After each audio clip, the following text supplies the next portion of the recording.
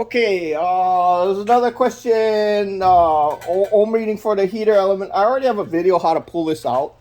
Okay, but in general, when you read across the terminals, okay, you disconnect one of the wires and then you read across the terminals.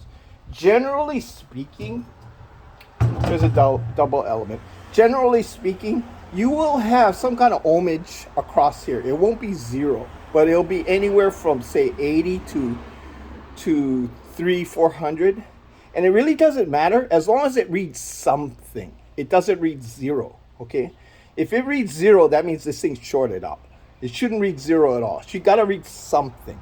What will happen is, as the element heats up, the ohmage will go up. If you have an ohm meter in line with it, the resistance will go up. Okay, because as it gets hotter, it's harder to push the electricity through.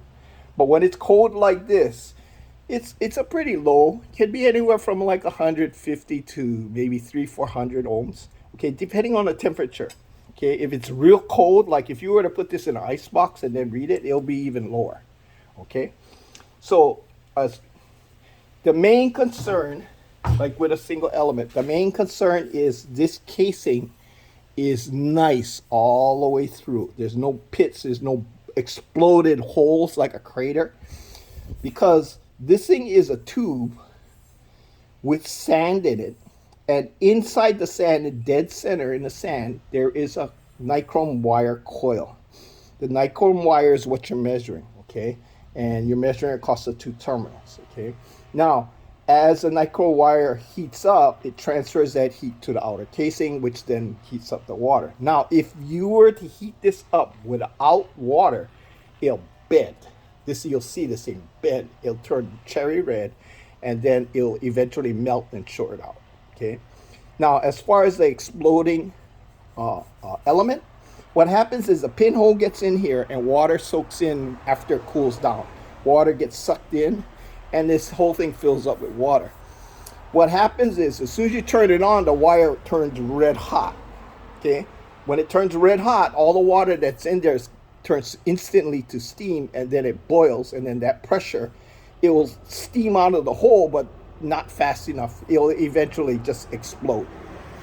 So it can damage out here, but in general, it usually will bust open the casing.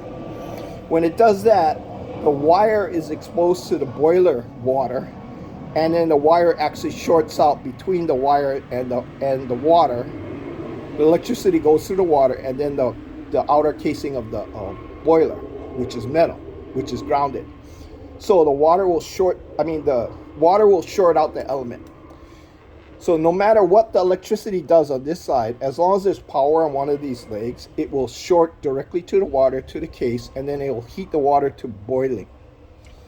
And it will just keep boiling no matter what. The only way to turn it off, and even if you turn it off at the power, it will still boil. The only way to actually stop it is to yank the whole plug. Okay? So when checking the element, you pull the element, check for holes. You can check ohmage, but that doesn't really help. The main thing is you're not looking for any kind of bursted pipe.